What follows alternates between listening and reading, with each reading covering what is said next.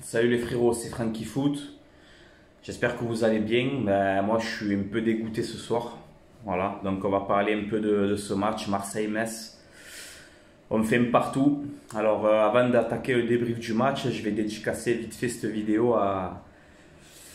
On joue à FIFA, tu sais, on joue à Club Pro, donc je vais dédicacer les équipes du Club Pro. Donc, FB Family TV. Voilà, je dédicace Juan, Juani, Flarco, James.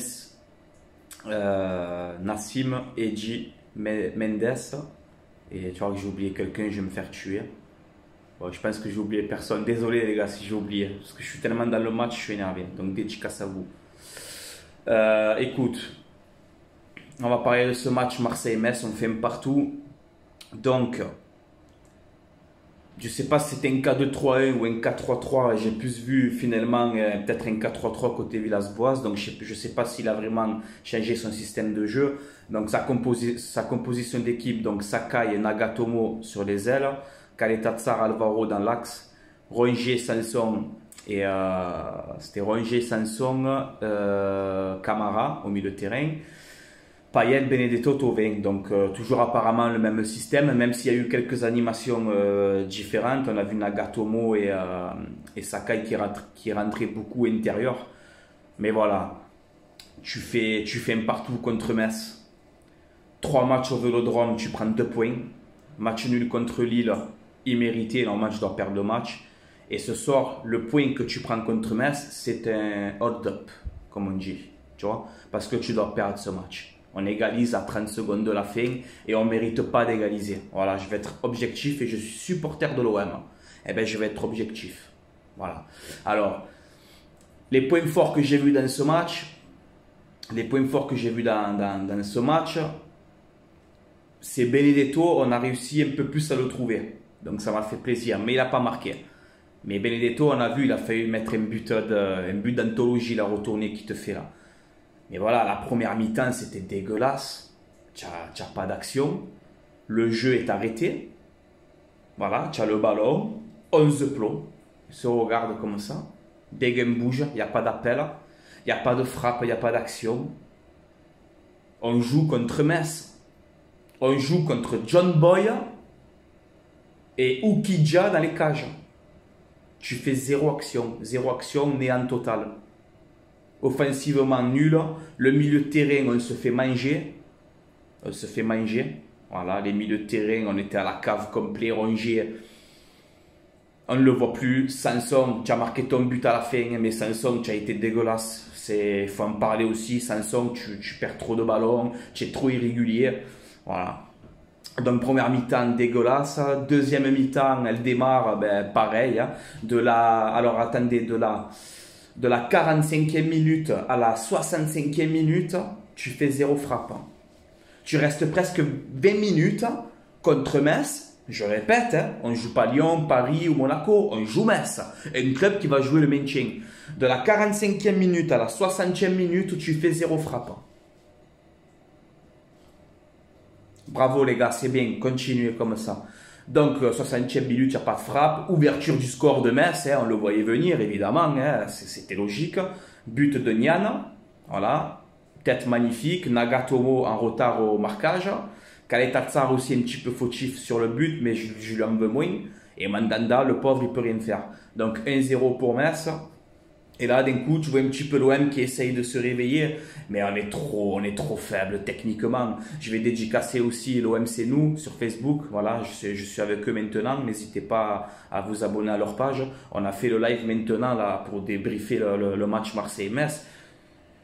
Techniquement, les gars, c'est catastrophique ce qu'on est en train de voir. Il va falloir que vous vous réveillez, les gars.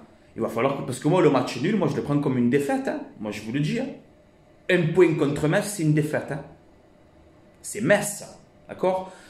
Pas une passe dans les pieds. Le jeu, c'est toujours le même. Thauvin, Sakai, toujours pareil sur le côté.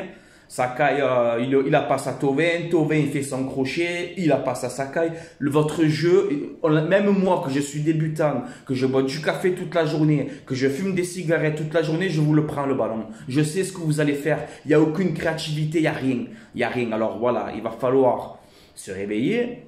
parce qu'on ne peut pas continuer comme ça. Donc 1-0 pour Metz, égalisation de Sanson à la 95e minute de jeu. AVB fait rentrer Radonjic, Kawi, Gay, Germain, il fait tous ces changements. AVB qui fait ses changements à la 84e minute chaque fois, et à un moment donné, il va falloir en parler aussi. Les changements, tu peux le faire rentrer un peu avant. Hein. Tu peux les faire rentrer un peu avant. Tu le vois que ton équipe, elle n'est pas bien. Tu le vois que c'est pas bien. Rentre, Gay, fais-le rentrer un peu plus souvent. On manque de mecs athlétiques au milieu de terrain. Gay, fais-le jouer plus souvent. Tu le rentres à la 84e minute. Comment tu veux qu'il prenne ses marques? Et qu'on ne me fasse pas croire, parce que j'entends beaucoup aussi, à la 5e journée, on me dit, oh, on est fatigué. À la 5e journée, tu es fatigué? À la 5e journée, on est fatigué? Parce que tu le vois, je ne sais pas si vous le voyez, physiquement, on est à la rue, physiquement. Alors on a le mental pour aller chercher cette égalisation qui nous sauve, qu'on prend un petit point. Mais on prend un point contre Metz, les gars. Dimanche, on va à Lyon. Alors peut-être ça va être un match différent, parce que vu que c'est Lyon, peut-être que l'OM, ils vont jouer leur vrai niveau. C'est ce que je souhaite, les gars.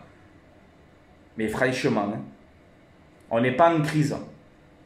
Mais si on continue comme ça, on va le devenir. Alors c'est bien beau, comme je dis, Zumba, café à Paris, c'est bien beau. Si c'est pour me faire ça ensuite, ça sert à rien. Moi j'aurais préféré perdre à Paris et prendre 9 points là.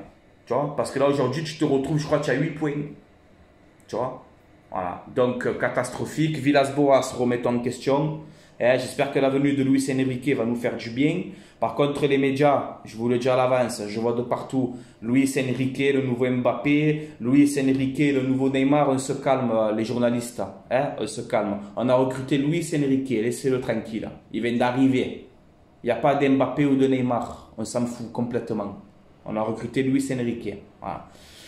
Donc, je vais conclure cette vidéo. Je suis dégoûté. Voilà, les gars, ne m'en voulez pas, je suis dégoûté. Un point contre Metz, je suis dégoûté. Tu reçois Saint-Etienne, Lille, Metz. Moi, dans ma tête, rappelez-vous, je vous avais dit, je veux 7 points. Tu bats Metz, tu bats Saint-Etienne, tu fais nul contre Lille. Ça va, j'accepte. Lille, c'est une bonne équipe. Et bien, au final, tu prends même pas 7 points. Tu prends 2 points sur 9. 3 matchs au Vélodrome, 2 points sur 9. Catastrophique le bilan.